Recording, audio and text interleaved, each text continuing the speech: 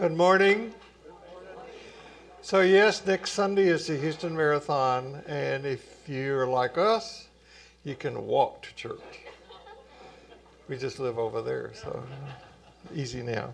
If you're coming in from the southwest, I know from habit you can take the Southwest Freeway and get off at the main exit and no problem with the marathon at all. So there are ways to get here without being troubled by the marathon. So it's just one of those things we endure once a year. If you were not here yesterday, you were not here yesterday. That's all I know. You missed a great program. Last night, Sherry read to me the poem that she wrote yesterday during the workshop that we had. And it was just beautiful. And I was going to bring mine and read it today, and I left it by the coffee maker. So maybe next Sunday I could do that.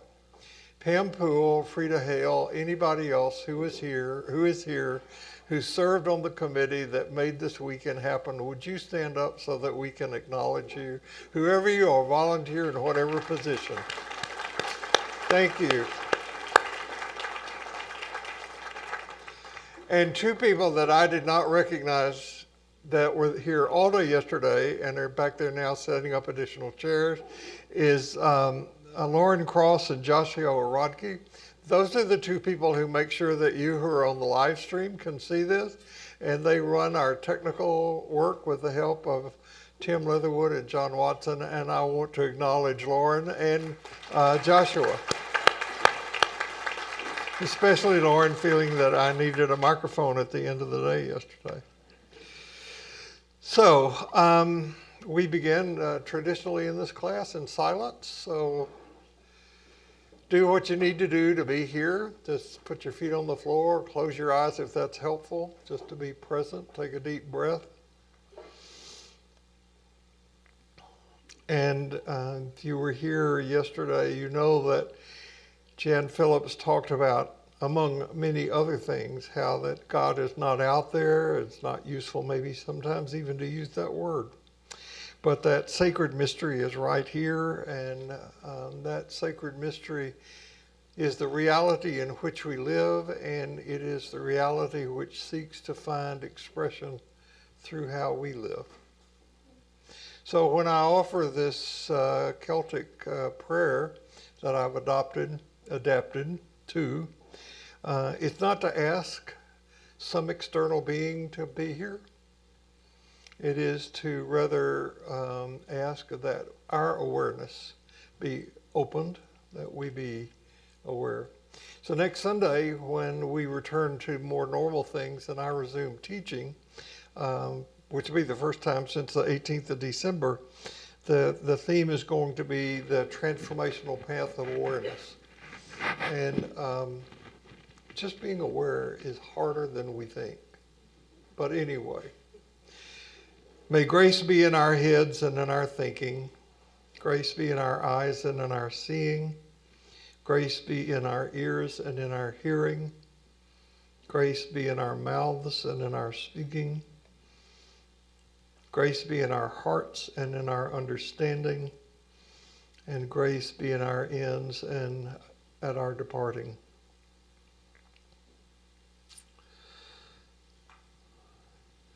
One of the things that we were invited to do yesterday is to be aware of those times and moments in which that grace or mystery is really present in our lives. And I don't know about those of you who were present yesterday, but I felt that all day. And I was so grateful. I am grateful that synchronicity brought Grace Phillips into my life. I have loved reading her work, and I have absolutely loved and been energized by her physical presence and teaching, and I'm so grateful that she is back here again today to be with us. Grace Phillips, please. Grace Phillips, listen to me. I mean, Jan Phillips. You forgot my name already. Jan Phillips, I'm sorry. But it is Grace. You are Grace. Thank you for being here. I love you. Love you too. Fred.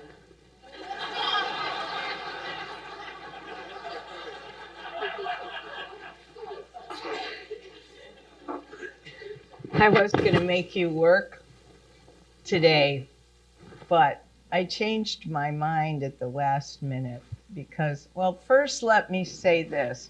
Hi to everyone out there in your jammies. Some of you have the question, how do we create the church of the future? How do we create the church that's appropriate for these times? And it's only taken me a day and a half to recognize this is it. You are the church that's appropriate for these times. You have figured out how to do it. And your community is so strong and supportive. And I've been hanging out with different groups of people, but there is no shortage of anything that one would need on your journey. All you have to do is look around and see. You're an amazing group of creative, spiritual people. So I'm honored and privileged to be in your presence. Thank you, Fred.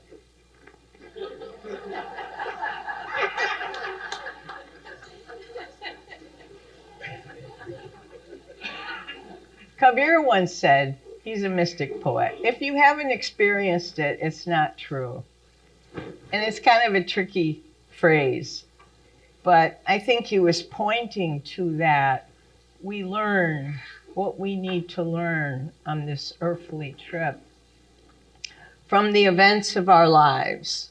So I'm going to tell you 2 stories of things that happened to me and what I learned from them.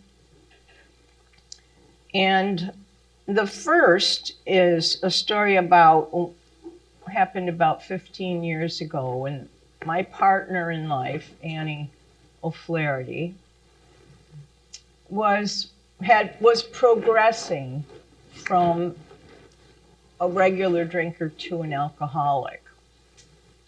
And I didn't know how to deal with that because as a teacher of importance, I needed to have my environment be peaceful and calm. And at first I thought, I can fix this. I'm the master of fixing everything. But any of you who have trafficked in that arena of alcoholism know that there's no fixing it. You have to figure out who you are in the matter. And I decided to take a biblical trip to Death Valley and do 3 days and 3 nights of fasting in the desert. And I would get my answer what to do from that experience. It was August. So within the first 2 hours, I'm hanging at the hotel drinking margaritas. The biblical experience went the way of the wild goose. And I pondered and wondered and had no answers, no solutions. And I'm on my way home in my car. I had a Subaru Outback station wagon. I'm a photographer and a videographer, so I had all my apparatus on my passenger seat. When I see this beautiful murmuration of birds, so gorgeous. It was early in the morning, and how the light hit, when they were in one formation, they were silver, and then they switched and they were black, and they switched again and they were white, and it was magical what it was looking like. So I pulled off into the breakdown lane, got my video camera out, and leaned up against the front of my hood of my car and was videotaping. This is a little noise. Was videotaping when all of a sudden there's this huge sound of metal on metal. And I became unconscious. What had happened was a guy who was driving an Econoline van at 75 miles an hour, he was diabetic and his perceptions were off, and he thought I was driving. So he hit my car from behind at 75 miles an hour. So that, of course, mashed my car up, and then my car and I went flying into the hard scrabbled desert dirt. And I ended up in this position underneath my car, flat, and I was unconscious for I don't know how long, but I suddenly came to, and I look around and I see that I'm under my car, and I'm afraid. I'm afraid I'm going to die. And I wasn't proud of myself because I was anxious, and I thought, well, yeah, some kind of spiritual force you are, you scaredy cat. And I tried to remember stories of different shamans and how they experienced death. And I recall hearing like the Native American would go to the top of the mountain and just lay his body down and let death take him. And the eagles would come and do what they do. Or the Eskimo shaman would lay his body down in the snowbank and let death take him. And so I got myself into that mindset, and I said, okay, here I come. And I felt through the soles of my feet, I heard this little sound.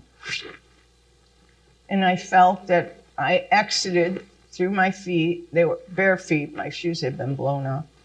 And so there I was, out there, out of my body. There was no white light, no tunnel, no relatives.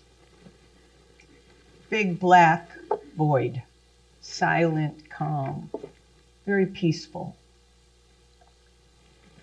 And I'm suspended in that beautiful nothingness.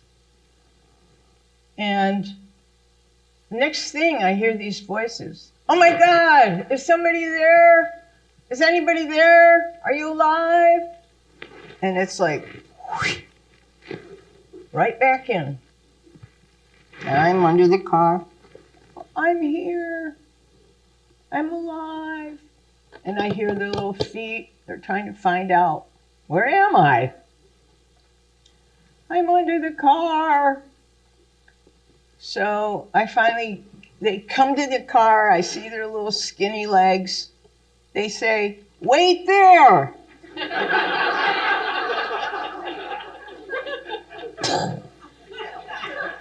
Wait there, we'll go get help. And I said, you are the help. Just lift up the car. No, we can't, we're not strong enough. Yes, you can. Lift up the car now. And the next thing I know, the car gets lifted up. 2 arms pull me out, drag me out, lay me on the ground. Then the ambulance comes. Of course, I have 3rd-degree burns all over my back. That's why I walk like a drunk. You know, I've have sustained damage. But look at me, right? So what did I learn from that event is all our lives we're taught that help is up there. They were going to go get help from who knows where, and I was going to die because they forgot. If it's true, you never know what Jesus said or didn't say, but I believe he said, if I can do it, you can do it. And you can do it in spades. It took some voice to help those guys believe in themselves enough to make that miracle happen, that they could lift the car off. I was impaled under the muffler. They lifted it, they pulled me out, they saved my life. Their first response was not that. So what I learned from that is that we need to be reminded that we are the help now. We are the healers. And the minute we believe we can do it, we can do it. Believing is seeing. The other story, those of you who were here yesterday know I was kicked out of the convent and had a terrible time, 20 years of agony and angst over it, because I was sure I was meant to be a nun. And I could not get over it. And I resorted to a lot of drugs, a lot of alcohol, a lot of promiscuity, just went down the wrong path for a long time because I was in a rage and I didn't know how to channel my disappointment, my resentment, my humiliation, that I wasn't good enough to be that kind of servant. So I tried everything you would try. Therapy never works for me. I always think the therapist should pay me, right? So talk therapy didn't work. I tried soul retrieval, all those things one tries, Reiki, nothing worked. And then the occasion came where the woman who was the head honcho of the community, I lived in a mother house with 400 sisters, and the woman who was provincial director, like the CEO, transferred out of that, and she was back in Syracuse, New York, where I lived. She rotated out of leadership. Now she's teaching math at St. John the Baptist. So I call her up and I say, I don't know if you remember me. She goes, I tell her my name. She goes, oh yeah, I remember you. I said, but it's been 20 years and I haven't been able to get over that I was dismissed. I've tried everything, but I'm trying to heal my heart and I don't know how to do that. I thought maybe if you would be my witness and let me tell the story in your presence, maybe that would help. She goes, well, I'd be happy to try it. So we made an appointment. We're sitting there in a convent parlor, kind of knee to knee. I said, okay, don't interrupt me. Let me tell the whole story, then we'll see. So I started in 6th grade, where a nun saved my life. When I decided to be a nun so I could save other kids' lives who were gay or troubled for any reason.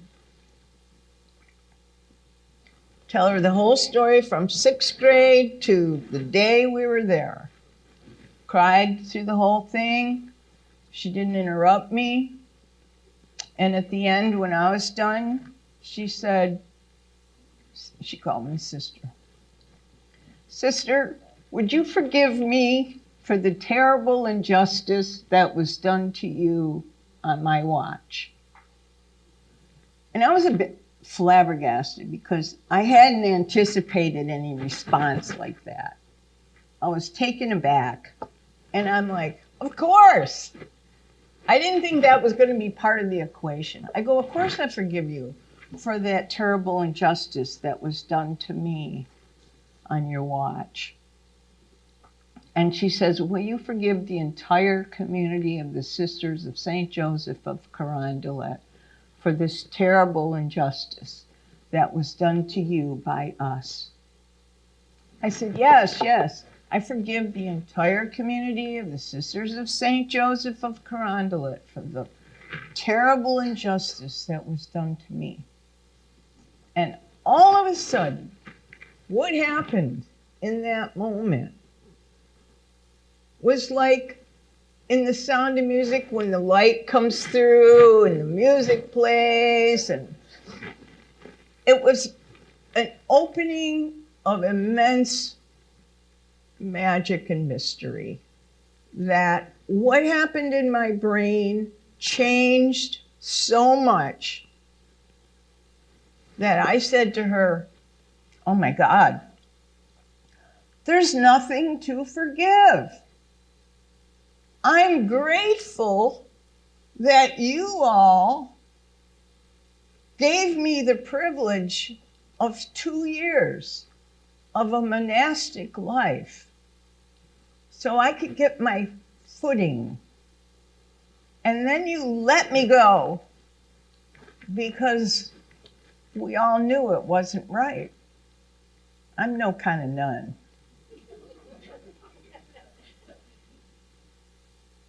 And that caused this heart to heal.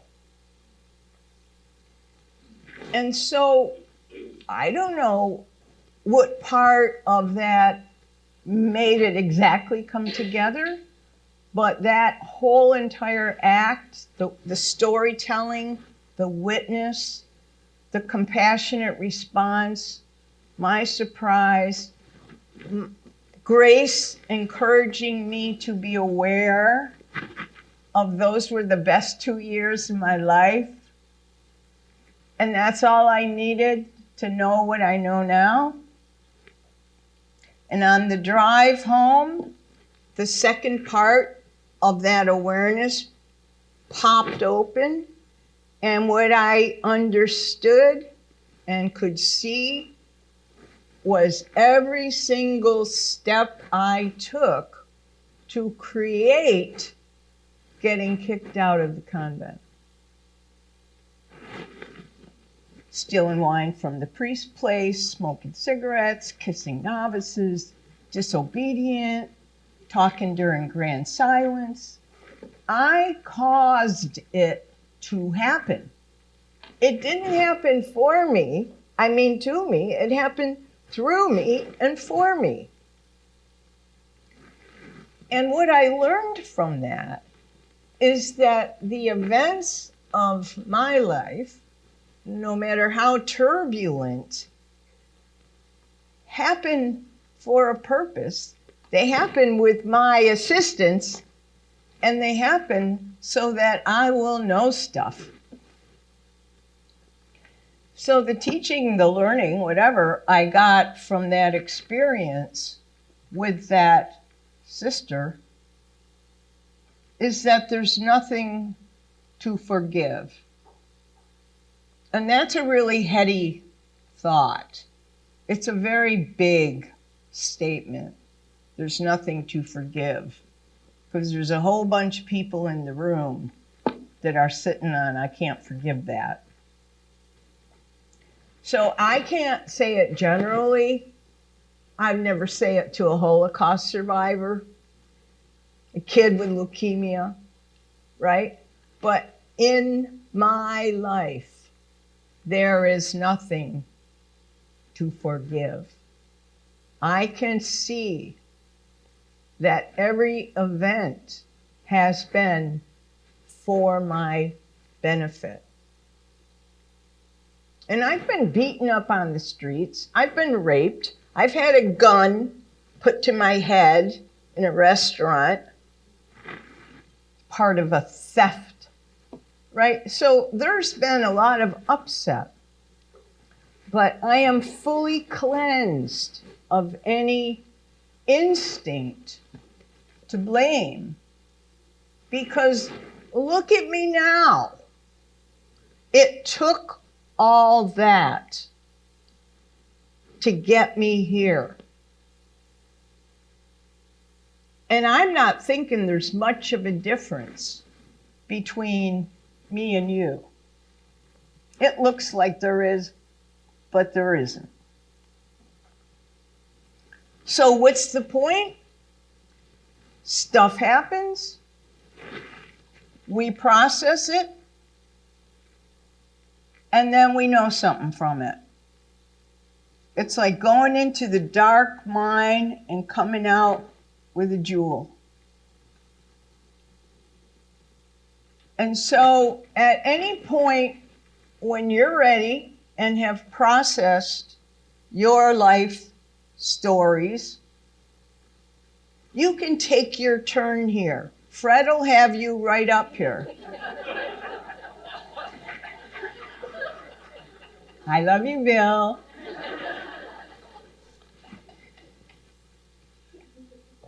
And the other thing that's part of that work is, and this occurred to me yesterday when the 3 brave women stood up to read their poems on the spot in 5 minutes, final draft poems, as good as anything Billy Collins ever wrote.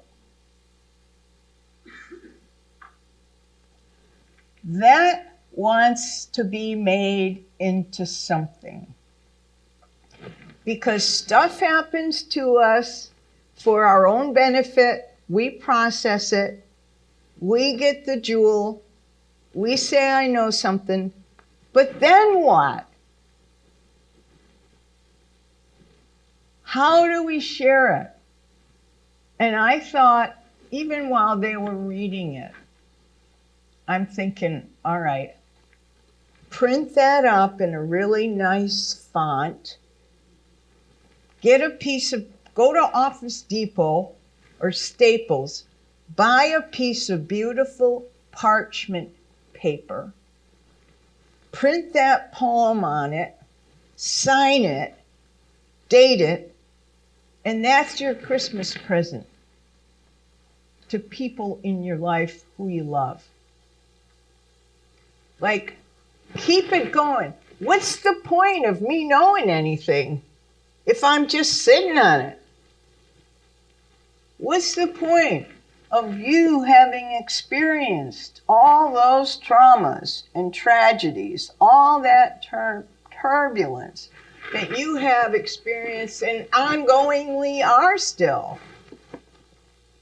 I mean, we're happy to be here eating your sacred cookies, but there's a lot of stuff going on in our lives, even in our politics, in our country, even the homeless here. Somebody brought up a suggestion I should praise and thank the garbage workers and the trash collectors and the something else. All those people, the frontline workers, right? That's our world, and it's in a sad state. So we're needed now. And I'm just suggesting to you, let me just check my time here, 10:19, okay. That our creative work isn't just to figure out how to survive, it's to figure out how to make something of what's happened to us. You ask the question, what? So what? Now what? And now what is like, okay, what do I do about this? My mom one day came up to me and she said, she just had her first grandson be born. Suddenly it's a big deal. She never thought of this when her granddaughters were born. But when the grandson is born, she goes, oh my God, when Chad gets old enough to want to know my stories, I'll probably be dead or senile. I go, well, write a book. And she says, I can't write a book. I said, well, can you write a letter? Anybody can write a letter. Somehow there was this big distinction. So I said, okay, here. And it was back in the day, early 90s, I had this little small square Mac computer. I gave her a little disk. I say, okay, go home and write 12 letters to Chad about your childhood. The oldest girl of 14 kids on a dairy farm in northern New York. A lot of stories. Dear Chad, today I'm going to talk to you. Today I'm going to tell you about. Today I'm going to tell you. So she started out, and I said, you have to write it on that disc. No handwriting. So she did it all. She wrote it on the disc, but she kept going because it was so easy. It's now 40 stories, 40 letters, and I knew I was going to publish her book for her. I've already designed the book cover. It's going to be printed at Staples and spiral bound. It's a book of her farm, an aerial shot of her farm. The book is called Letters to Chad, Memories of My Childhood. She gives me the disc. I go to Kinko's, Staples, one of those. We printed 25. She took them to the family reunion. Her 13 brothers and sisters say, that's not how it happened. And she says, write your own damn book. So then after that, she goes, oh no, I feel guilty because I didn't mention your father. I said, Mom, it's letters from your childhood. You didn't even know my dad, right? So then she goes, I think I ought to write Lee's biography. So that side of the family won't feel bad. So then she takes another 6 months and does all this research on my father's past, writes the biography of my father, Times and Trials of Lee Phillips, something like. She never was good with titles. And then after that, she goes, no one's going to tell the story of our family reunion if I don't. Because we've been meeting, every year, family reunion for 75 years, whatever. So she does the history, gets all the old photographs. It's all just photographs on a page from Staples. You can recognize who's who. It is no big deal. So now she's got her third book, and I'm getting tired as her publisher because I'm trying to write my own books. So I finally said, stop it, right? Find another publisher because this has taken me some time. But right before she died, she was already, I had taken my manuscript for No Ordinary Time on evolutionary spirituality and creative intelligence, something like that. She reads it and she goes, you really believe in this evolutionary stuff? I go, yeah, I believe in it. I say, remember the time when you said I went through a militant feminist period where I didn't shave my legs or armpits. Remember the time when you said I shouldn't go to my brother's house unless I shaved my legs because it made him embarrassed when his neighbors came over? She goes, oh, God, yes, I'm embarrassed by that. I never should have done that. I go, that's evolution. And remember when you made me promise not to tell Dad I was gay because he'd have a heart attack and it'd be my fault that he died? Yes, I should never have said that. I said, that's evolution, right? You can notice it happening. And so she started another book called What I Know and How I Know It. And it was just, stories that she had not told, the more difficult stories of her jealousies with her sister, et cetera, et cetera. And there's only one copy of it because she just printed it herself. But it's a treasure of a book. So I'm here to encourage you to think about, even if you're young, I was in my 30s when I was living in Syracuse and Syracuse Stage, when they bring a play to town, they ask people in the community to create artwork kind of consistent with the theme of the play and put it in the lobby. And they go, who wants to do it? I said, I want to do it, because they were bringing the play Rent, which is a gay play. So I created this exhibition called Born Gay. I took all those pictures out of my mom's shoebox where she kept our pictures and photographed them and blew them up in my darkroom back in the day. So I had the big pictures of me at age, a month. And it says Born Gay. And then age 4, age 8, age 9. And it tells the whole story of what it was like for me to know how different I was, falling in love with my 3rd grade teacher, having a fake boyfriend, all the stuff you have to go through in the 60s and 70s before there was even the word gay. So it was like pervert, homo, lesy, just terrible stuff. So that was an exhibition that went all around the lobby of Syracuse Stage. And when I took it down, I put it in my closet. And there it lived. And I thought, oh, this isn't so great. More people should see it. So I turned it into a little book, just stapled, Kinko's. It's called a chapbook, 5x7. You take your paper, put it in half, staple it in the middle. Born Gay. My mother ended up taking 20 of those books and putting them in the back of her church.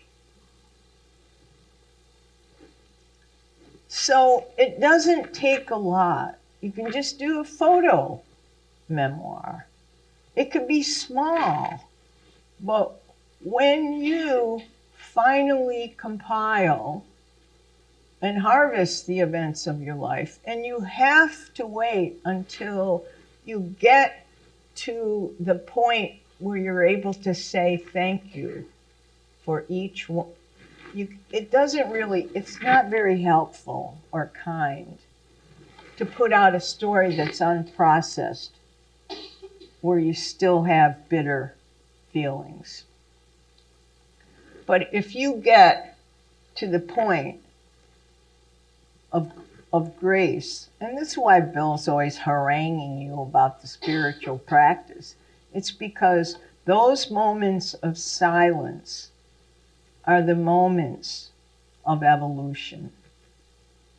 That time away when you're not near your phone, not near your puppy, not near your grandkids or your kids, that's the time of day when you say, I receive the grace, and the grace arrives. It's a love affair with the mystery. And if any of you remember what it feels like to be in love, I have driven through blizzards to be with my beloved. You will go anywhere. Imagine you're in love with somebody and you say, let's meet. And your lover says, sorry, no time. Like you all say, no time. No time for spiritual practice. No time to sit alone quietly for 20 minutes a day. There's the great beloved you say you're seeking, and you won't even have a date. Some kind of love affair. So it's not an invitation to anything that's arduous. It's an invitation for your own benefit. That in that quiet time, you sit as a satellite dish and mind at large throws love your way, throws thought your way that helps you heal your life. And in that gracious encounter, you evolve yourself into the magnificence you're meant to be.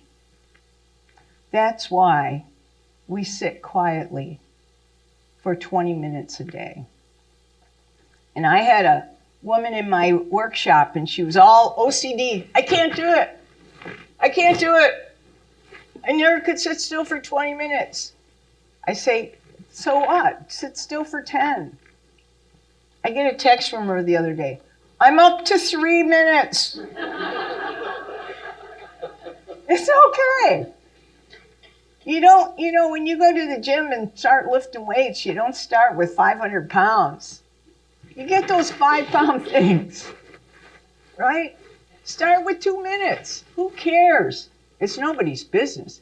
But any of us who are beneficiaries of great grace like that want you to have it, want you to be in on it, right? It's an invitation. It's not a scolding. It's not, if you don't do that, No, it's, hey, there's magic happening. Yeah? How do I get it? Sit quiet. Don't talk. Put your phone somewhere else. It's amazing. So you got everything else going on. You got the church. You want to worship, wherever that church is, you can worship before this or after this, right? I'm not going to go over there because I don't like the old stuff, right? But a lot of us do, because I'm a Catholic. You talk about ceremony and ritual. You like seeing them dressed up in that. You like the candles. When you hear the words from the text, you just go, Isaiah didn't know. He thought the world was flat. So we're forgiving, some of us.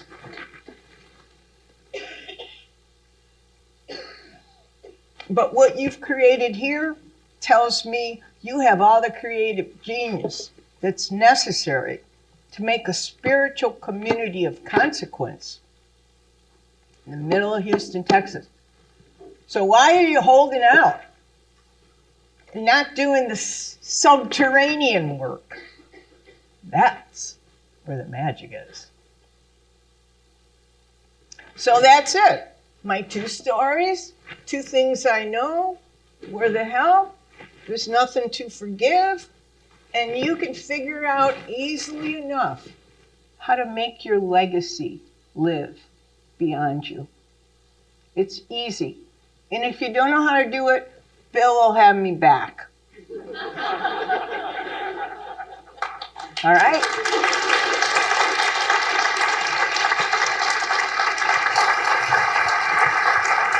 Thank you. Okie doke.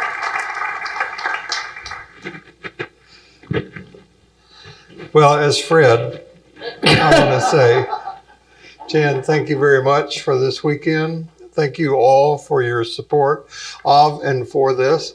I hope you come back next Sunday to participate in Ordinary Life. As I said, we're on this new theme of making sacred the already sacred journey. And for the next number of weeks, it's going to be about how awareness is the path of transformation. And I would really like it if you would come and be part of that. It would make it. So Happy New Year is the first time we get to see each other this year. And I hope it goes well. And remember this, no matter where you go this week, no matter what happens, you carry precious cargo. So watch your step. See you here next week.